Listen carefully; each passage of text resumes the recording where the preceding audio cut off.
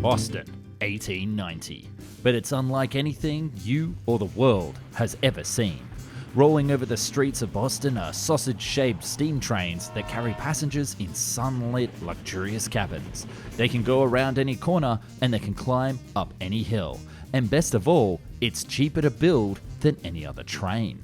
This is the vision of possibly one of America's best and most misunderstood inventors. Someone who wanted to revolutionize the Revolutionary War and wanted to overhaul the face of US transportation. This is the incredible steampunk monorail, the Meigs Elevated Rail.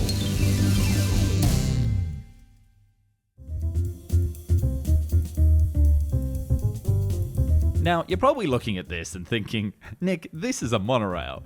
Well, I'm sorry, I've lied to you. It's not a monorail technically, but actually a 3-rail system.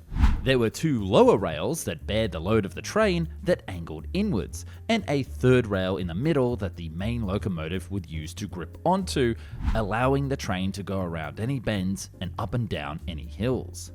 But it's inside the passenger car where the luxury was quite apparent. The passenger wagon was 3.26 meters, or about 10 feet wide at the middle, and featured a large glass window letting in plenty of light. With a long continuous padded seat along each side, and a row of swiveling barbershop chairs in the middle, there was plenty of seating for all of the passengers, roughly 72 per car. And if you're looking at this and wondering about the standing room, well, that wasn't part of the design. There was literally nothing for them to hold on to. There were open platforms at each carriage to allow entry and exit when it arrived at a station, and apparently there was no heating, so you can imagine that in winter this train would become very cold indeed. Maybe something like out of that Snowpiercer movie. The locomotive at the front was similar in its shape, but it had a turret at the front that would have the engineer's cap with a 360-degree view along the train to allow it to run in reverse, removing the need for a turntable at each end of the line. The steam engine would be located here as well, and this would power the gripper wheels, which would move the train along the track using that 3rd track in the middle. There would also be a fireman by the boiler who would feed the engine with coal from the tender that would be behind the locomotive. But what's not clear to me is exactly how the fireman got the coal from the tender to the boiler without dropping it onto passerbys below. But I need to reiterate before we get further in the video that this was a steam locomotive and not electric, and that will come back in a big way later. But this idea was much more than just a passenger transport concept for the inner city of America. It was the dream of one man who saw the future, and he actually built a prototype for the people to ride on in Boston. Found and Explained fans, meet Josiah Vincent Meigs. I love aircraft, machines, and planes, and this love extends beyond the realm of reality to the realm of fiction, and there isn't a more famous universe of crazy machines than Warhammer 40,000. The Emperor's Fury in the palm of your hand with Warhammer 40,000 Tacticus. This turn-based strategy game puts you in the commander's seat to control a 5-person team in not only player versus player battles, but also joint campaigns where you can play with friends, live events, and guild raids. And this game isn't small. There are 18 different factions, which is kind of insane, with over 80 legendary champions that you can use to lead your squad. My favorite has to be the Necrons and their champion, Anufit. I played them growing up, and being able to see them march around the battlefield with their cold death is really cool. Yes! With new content always on the way, the game is constantly updating and the battles get more and more exciting. They added the Tyranids, the Blood Angels, one of my favorites, and on their 3rd anniversary, I know they're going to be coming up with something seriously cool. But I don't come empty-handed. For the month of March, use the code HelloMar to get 2,000 gold, 50 blackstones, and get a huge edge in your next engagement. Joe Meigs, as he liked to be called, was not only a prolific inventor. Whilst he was famously known for the invention of the Meigs rifle, he was also a civil rights advocate and was the first to raise an African-American artillery battery for the Civil War, personally seeking out permission from Abraham Lincoln himself. But it's his actions after the war that are the most significant. Moving to Massachusetts with his best friend, General Benjamin Butler, yes, the one who became the state governor in 1882, and that's an important fact we'll get to later, They actually got joint houses next door to each other, which is incredibly cute, and they got to work to improve their state.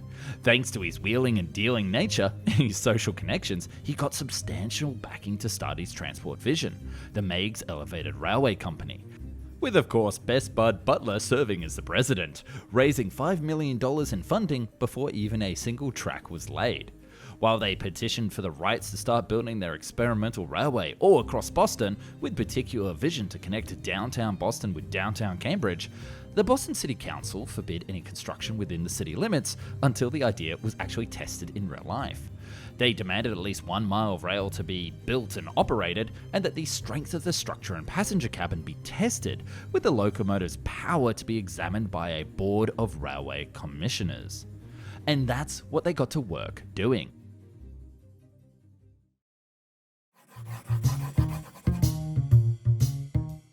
Choosing the site of an all-glass factory, the company raised $500,000 in additional funds and built a short section of the elevated rail. The test track would actually be built out of wood throughout the yard, but then when it would rise over the local road, it would switch to iron, about 4 meters in height above the passerbys, curving to prove that the train could go around bends. Now, this is where we start to bring out the dodgy tinfoil. The construction was done by a second company, also founded by Meigs, called the Meigs Elevated Railway Construction Company, which was intended to win all the contracts for the construction of future lines. So talk about double dipping. The experiment was opened and passengers were invited to come and try it out, causing quite the stir in Boston.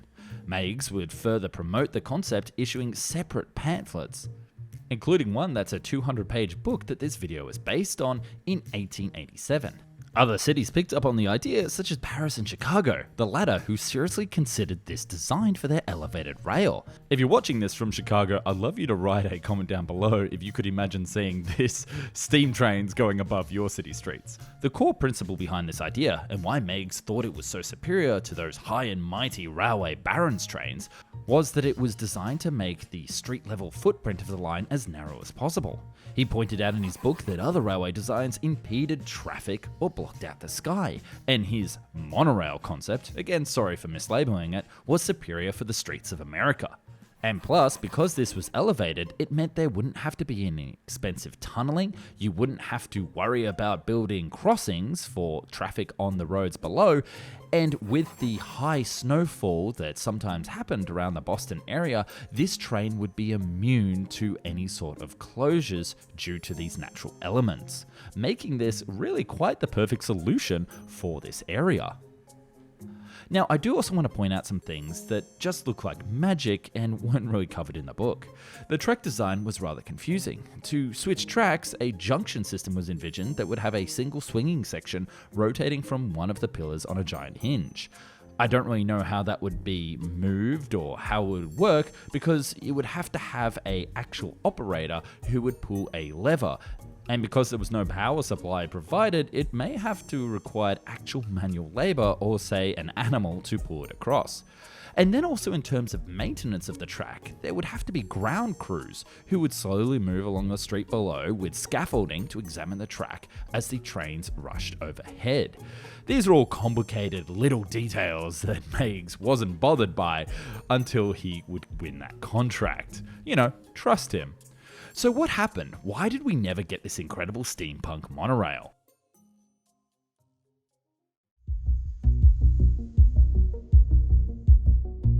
By 1988, there was a change in Boston. Electricity had arrived for the masses.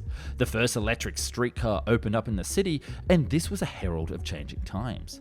Meigs, who was so confident in his design that it was going forward, actually dismantled the demonstrator and was standing around waiting for approval to build his Boston to Cambridge line. Actually, side note here, there was also a fire at the demonstration facility which suspiciously destroyed one of the prototypes, which Meigs would actually ask for insurance money. Now, I'm not trying to put more tinfoil on your head, but the fact that he got back a lot of his investment in form of the insurance payout during this time when it was very clear that his project was starting to stall is kind of telling indeed. Investors wanted to partner with Meigs, and they wanted to use his design. However, they did have one change. They wanted to use the newfangled electricity. And Meigs, seemingly channeling the character of Rourke from The Fountainhead, didn't want to trust this magical power and insisted that steam was the future of all rail transportation. This alienated the investors and made them distrustful of his design, resulting in another, more traditional elevated railway design to be chosen for the project that used electricity. And that would be the end of Meigs' concept being seriously considered, with the original line opening without the visionary in 1901. And looking back on the concept, you can see that he was almost there.